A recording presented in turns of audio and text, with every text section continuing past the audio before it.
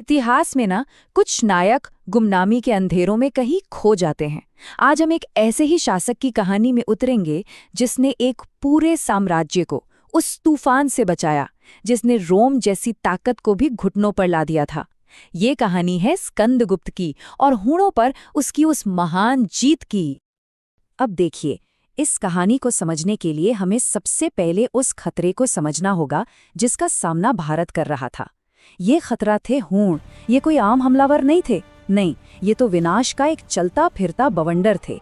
एक ऐसी शक्ति जिसने यूरोप में मजबूत रोमन साम्राज्य को लगभग तबाह कर दिया था। इनकी क्रूरता और बर्बरता के किस्से तो इनकी सेना से भी आगे आगे चलते थे। जरा सोचिए, ये विनाशकारी शक्ति अब किसकी तरफ बढ़ रही थी। ये खतरा मंडरा रहा था 5वीं सदी के भारत पर। एक ऐसा दौर जब गुप्त साम्राज्य अपने स्वर्ण युग, अपने गोल्डन एज के बिल्कुल शिखर पर था। और ये कोई मामूली समय नहीं था, ये भारत का स्वर्ण युग था। चंद्रगुप्त, विक्रमादित्य जैसे महान सम्राटों के बाद साम्राज्य में शांति थी। कला, विज्ञान और समृद्धि अपने चरम पर थी। विश्वविद्यालय ज्ञान से जगमगा रहे थे। शहर व्यापार से फल फूल रहे थे। मतलब दांव पर बहुत कुछ लगा था। तो यहाँ दो दुनियाओं का आमना सामना होने वाला था। एक तरफ था गुप्त साम्राज्य जो सभ्यता, ज्ञान और निर्माण का प्रतीक था, और दूसरी तरफ थे हूण जो विनाश और अराजकता की एक लहर की तरह थे। ये सिर्फ दो सेनाओं का टकराव नहीं था, ये दो अलग अलग विचारधाराओं की जंग थी। और इसी उथल-पुथल और अनिश्चितता के बीच एक नायक को उभरना था। एक ऐसा इंसान जिसे न सिर्फ एक साम्राज्य को बचाना था, बल्कि एक पवित्र कसम भी निभानी थी। देखिए, स्कंदगुप्त को सिंहासन कोई फूलों की सेज पर नहीं मिला था। जब वो सम्राट बना तो साम्राज्य अंदर से ही कमजोर हो रहा था। कई प्रांतों में विद्रोह की आग सुलग रही थी और शाही खजाना भी लगातार खाली होता जा रहा था। ये एक ऐसे तूफान से पहले की शांति थी जिसे बहुत कम लोग देख पा रहे थे। इन सारे खतरों के बीच स्कंदगुप्त ने ये शक्तिशाली प्रतिज्ञा ली। ये सिर्फ एक राजा के शब्द नहीं थे, नहीं, ये एक रक्षक का, एक प्रोटेक्टर का संकल्प था। और इसी एक पल ने उनके पूरे चरित्र को दुनिया के सामने रख दिया। एक ऐसा शासक जो अपनी मिट्टी की रक्षा के लिए किसी भी हद तक जाने को तैयार था। अपनी इसी प्रतिज्ञा से बंधकर स्कंदगुप्त ने उस जंग की तैयारी शुरू कर दी जो सिर्फ उसके साम्राज्य का ही नहीं, बल्कि शायद पूरे भारत के भविष्य का फैसला करने वाली थी। महान हूण युद्ध अब बस शुरू ही होने वाला था। लगभग 455 ईस्वी में हूणों ने अपनी पूरी ताकत से हमला कर दिया। वो उत्तर पश्चिम से बिजली की रफ्तार से आए। उनकी रणनीति एकदम सीधी लेकिन बेहद क्रूर थी। तेज घुड़सवार सेना का इस्तेमाल करके हमला करो, शहरों में आग लगा दो और जितना हो सके उतना आतंक फैलाओ। पेशावर, गांधार और तक्षशिला जैसे महान शहर उनके पहले शिकार बने। लेकिन स्कंदगुप्त तैयार था।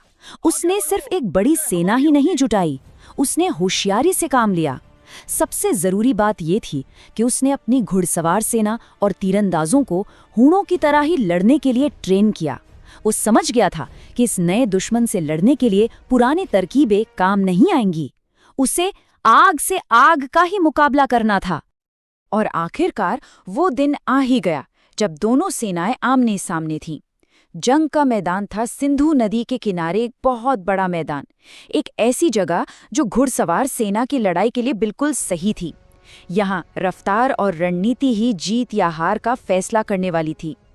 और ये लड़ाई क्या भयानक लड़ाई थी। इतिहासकारों के शब्दों में कहें तो युद्ध का शोर इतना जबरदस्त था कि ऐसा लगा मानो धरती खुद कांप रही हो। ये सिर्फ एक लड़ाई नहीं थी, ये जिंदगी और मौत का एक क्रूर संघर्ष था। और यहीं पर स्कंदगुप्त की सैन्य प्रतिभा सामने आती है। जब लड़ाई अपने चरम पर थी तो उसने एक बहुत ही साहसी कदम उठाया। उसने अपनी सेना के बीच के हिस्से को पीछे हटने का नाटक करने का आदेश दिया। हूण जीत के लालच में सीधे जाल में फंस गए और फिर अचानक गुप्त सेना के दोनों किनारों ने उन्हें घेर लिया और हमलावरों को पूरी तरह से कुचल दिया। ये एक शानदार मिलिट्री टैक्टिक थी। स्कंदगुप्त जीत गया, भारत बच गया। लेकिन ये जीत मुफ्त में नहीं मिली थी। इसकी एक बहुत बहुत भारी कीमत चुकानी पड़ी।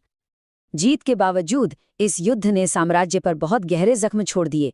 हजारों वीर सैनिक मारे गए, सीमा के इलाके तबाह हो गए और सबसे बढ़कर लगातार जंग के खर्च ने शाही खजाने को लगभग खाली कर दिया था। इसने साम्राज्य की नींव को कमजोर कर दिया। तो हमें इस जीत के बारे में पता कैसे चलता है? ये इतिहास में दर्ज है। भीतरी स्तंभ और जूनागढ़ के शिलालेखों में साफ साफ लिखा है कि कैसे स्कंदगुप्त ने हूणों जैसे भयंकर दुश्मनों को हराया था। ये पत्थर के सबूत उसकी वीरता की कहानी आज भी सुनाते हैं। तो स्कंदगुप्त की विरासत क्या है? उसने युद्ध तो जीत लिया, लेकिन उसका लंबे समय तक क्या असर रहा? देखिए, एक लड़ाई से हूणों का खतरा हमेशा के लिए खत्म नहीं हुआ। वो एक बहुत ही लचीली शक्ति थे। वो बार बार लौट कर आए और स्कंदगुप्त को अपने शासनकाल के आखिर तक लगातार सीमाओं की रक्षा करनी पड़ी। तो फिर उसकी जीत ने असल में क्या हासिल किया? उसकी 455 ईस्वी की जीत ने हूणों की उस विनाशकारी लहर को रोक दिया। इसी जीत की वजह से गुप्त साम्राज्य उसकी मौत के बाद भी कई दशकों तक जिंदा रहा। हालांकि आखिरकार 6वीं शताब्दी में हूण भारत के कुछ हिस्सों को जीतने में कामयाब हो गए, लेकिन स्कंदगुप्त के प्रतिरोध ने अपने साम्राज्य को लगभग आधी सदी की जिंदगी दे दी थी। और इसी वजह से इतिहास उन्हें उत्तर पश्चिम का रक्षक के नाम से याद करता है। ये एक उपाधि है, एक टाइटल जो उन्होंने अपनी बहादुरी और अपनी दूरदर्शिता से कमाया था। और यही स्कंदगुप्त की सबसे बड़ी विरासत है। अगर वो न होता तो शायद भारत का इतिहास कुछ और ही होता। जिस तरह हूणों के हमलों ने पश्चिमी रोमन साम्राज्य के टुकड़े टुकड़े कर दिए थे, ठीक उसी तरह भारत का स्वर्ण युग भी वक्त से बहुत पहले खत्म हो सकता था। उसकी एक जीत ने एक पूरी सभ्यता को पतन से बचा लिया।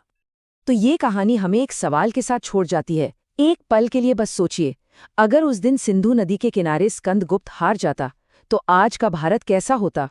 कभी-कभी इतिहास सिर्फ एक व्यक्ति के साहस पर टिका होता है।